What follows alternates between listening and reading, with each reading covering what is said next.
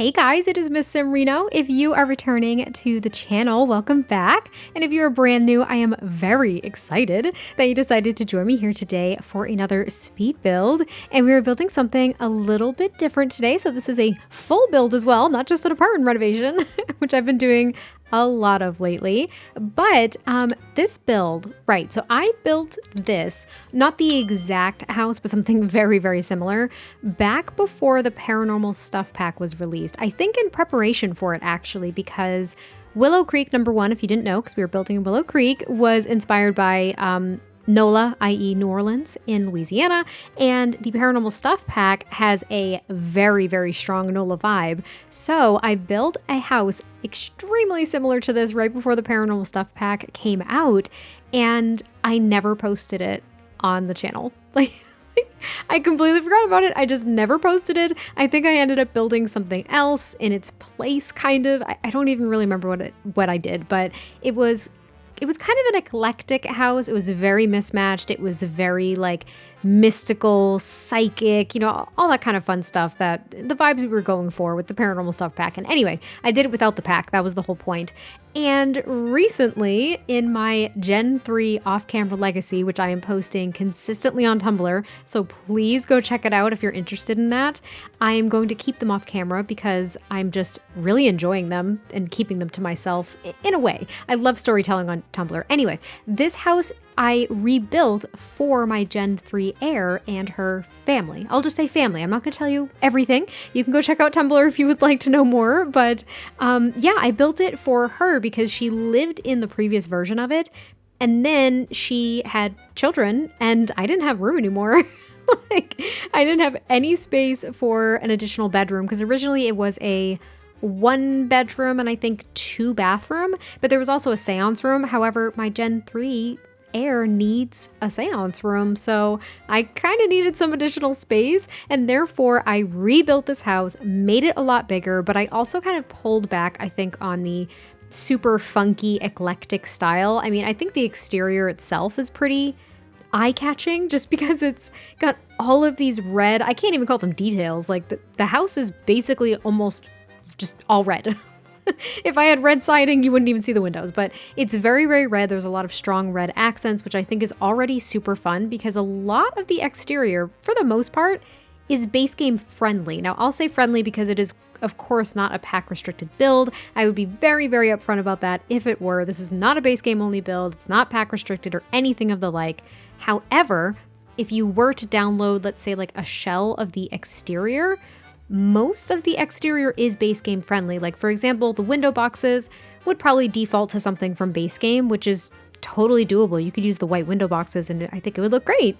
And I think the railings and the fencing is from the Vampire game pack, but originally I used a base game fence when I had built this before, so it doesn't really matter that much. I don't know why I'm even saying it. I think I'm just kind of proud that I used these base game items like the windows, the doors, the flooring, and all that stuff in this very vibrant red swatch that I would probably never use outside of a build like this. Maybe that's why I'm paying so much attention to it. I don't know. But you can see that the exterior is coming together. I'm doing all the landscaping and just trying to kind of plan out the lot a little bit because it was a pretty big lot.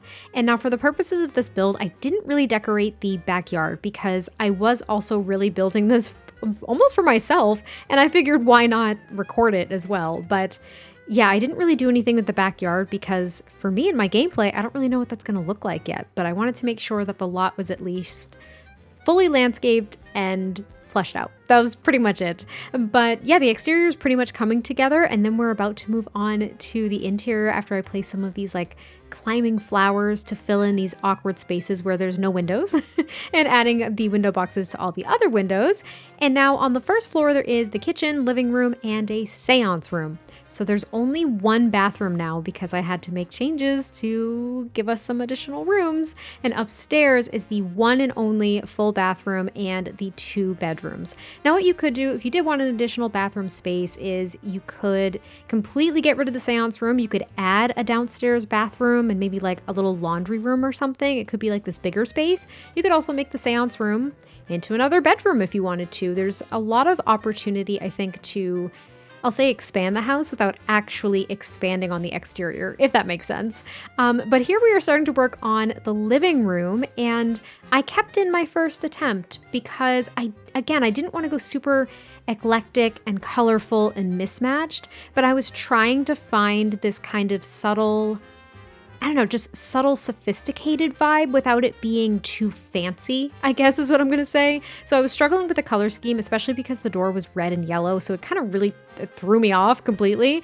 But I kept in my first attempt. This is what I was doing first time around. I played around 2 or 3 other times after this, and then finally landed on what we're going to have here. So I did use this, a base game wallpaper, I believe. I started with this fireplace from the, what's it called? The Decor to the Max kit, which I have pretty much for the most part like never used, but I think I end up changing it to the one from base game because I just think it fit a little bit more. But I did use the paranormal stuff pack couches, which I love, and I haven't used them in so long. I thought the blue was muted enough that it would be a nice, pretty, colorful addition, but not be too vibrant like some of the other swatches. It was soft enough for me, and it had the yellow accents on the pillows and everything, which I thought complemented the yellow or gold, I guess you could say, trim on the curtains. Just all in all, I think the combination ended up being really pretty, and it's a mix of some more traditional elements and more like kind of contemporary ones, I suppose, with the couch and the armchair that I chose. You guys could definitely let me know what you think, but that was kind of what my thought process was. And it's exactly what I was going for. So once I finished the living space, it really did set the tone for the rest of the build. And that happens so often when I'm building. If I work on one room, and typically it's one of the main rooms, whether it's the living room or the kitchen or something, it will set the tone for the rest of the build in a really good way. And I think the only spaces where I really kind of freely decorate are bedrooms, but typically kids' rooms, because the primary bedrooms I make match pretty well, I think, personally. That's typically what I try to do. But the living room is pretty much almost together at this point. It is very minimally decorated too, by the way. I've been trying this with a few other builds that I may or may not have already posted on the channel. I post everything out of order from when I recorded, so I don't know. But I have been going a little less nuts on the clutter lately, and not because I don't enjoy it. I very much love clutter, but I realize that a lot of clutter pieces too, even though they can make a significant difference with a build, I don't know, my thought is I'm not like trying to exclusively minimize the amount of packs that I'm using, but I feel like a lot of clutter items come in, well, either some of the kits that we've gotten recently, or there's smaller items from other packs that I didn't heavily use in a build. So I'm trying to just be more cognizant of how many packs I'm using. So for example, I think in this one, I used base game, I used the country kitchen kit, I did use Realm of Magic and Vintage Glamour, the paranormal stuff pack, obviously, very heavily. I think landscaping items, a lot of them come from Get Together, for example. So you can tell it's not pack restricted, but I'm just trying to keep better track of what packs I use and just trying to be cognizant of how many items from each pack that I'm using to maybe make my builds more accessible. It's just a thought. I'm not making any promises, but I'm trying. And I also felt as though for this particular build and this style, which, can I just pause for a second? The chandeliers that I use from high school years, I'm obsessed with how they looked in this build. I thought they were so perfect. They added like this air of sophistication and fun without being too much. I was so happy with them. I use them in almost every single room. Anyway, I think with this build, I think a lot of the elements that I chose, whether it was this tiling on the floor, I mean, not just the wall tiling, the floor tiling is very in your face, in my opinion. But whether it's like the floor tiling or the wallpaper that has kind of a pattern on it, or the pillows on the couch or something like that, as well as a lot of the rugs that I ended up using, they kind of provide an extra decoration because you're not just matching colors at that point. You have a lot of like, not super loud patterns, but noticeable patterns kind of meshing with one another, like the trim on the what are they called? The curtains. I couldn't even remember the name of them for a second, but the trim on the curtains also added details, so I felt as though over-cluttering was just totally unnecessary because all of these different patterns and textures we're adding a lot of character and detail already. Does that make sense? Because that's how I was thinking about it. But this ends up being the seance room, as I've kind of blabbed through the entire kitchen, which was, again, very minimally decorated. But the seance room is also very simplistically decorated, I'll say. I did end up with this yellow table, the yellow swatch of the table and the chairs, because I thought it complemented the wallpaper, which was very subtly like tan, but the gold trim on these paintings, and of course, again, the curtains, and then the blue rug just to kind of give it that pop. I really, really enjoyed that. And I liked using more of the like white and subtle gold swatches of a lot of the paranormal stuff pack stuff because I don't typically use those swatches. I think when that pack first came out, I went nuts with all the different colors because the colors we got with some of the swatches for that pack, the items from it, were amazing. Like, they were absolutely loud and in your face, but I really liked them and I loved making super colorful, crazy fun spaces. But for this one, I, again, wanted like a subtle air of sophistication. So this is going to be the primary bedroom. And at first I did put the bed up against the wall so you could use the scoot feature to, you know, have two Sims there. But eventually I decided, I just really didn't like it up against the wall. So I do end up somewhat centering it and then putting an end table on each side. That way you don't have to use the scoot feature if you do have two Sims that you end up putting in this build. But yeah, I really liked that. I thought this room was going to be more awkward to decorate, but it really wasn't. It actually worked out really nicely. I do put an armchair in the corner here next to, well, kind of next to this dresser.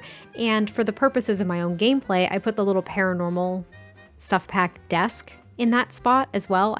I could have done that here, but you'll see why I didn't. Because the other quote unquote bedroom, I did actually just make into a home office. And again, there really aren't that many items in there. So if your Sim, if you had like a single Sim or a couple living here and they ended up expanding their family, you know, having a child, or if, I don't know, like a parent came to live with them, a sibling, I have no idea. If you ended up adding another Sim, you could just go ahead and take that office and turn it into a bedroom, and you wouldn't have to dismantle like an entire color scheme or all these cool features, if that makes sense. And now this is going to be the one and only bathroom, and I love this bathroom so much, which I don't usually say about bathrooms. Bathrooms are usually boring to me, but I enjoyed this bathroom so much, and not just because of all the bathroom clutter kit stuff, which I did use pretty heavily, I think, in this bathroom, but I just loved being able to see the wall tile and the floor tile so clearly here compared to in the kitchen, and all the gold accents that I used with this high school year sink, this shower from the vampire game pack, and the base game mirror. They all work together so nicely, I was shooketh to my freaking core, along with that high school year chandelier, again, that I put everywhere because it's beautiful and it complemented this build so nicely. I thought like the gold complemented all the other accents in the build, and then the red kind of complemented the front door, which of course you can't see upstairs, but you know what I mean? It was the thought. I was just trying to link everything together, you know? That's all I was trying to do. And now this is going to be the home office. So I do put the paranormal stuff pack desk in here. I put a couple of bookcases and a lamp and maybe like a plant, and that's pretty much it. And in the backyard, I put some gardening pots, and that's about it too.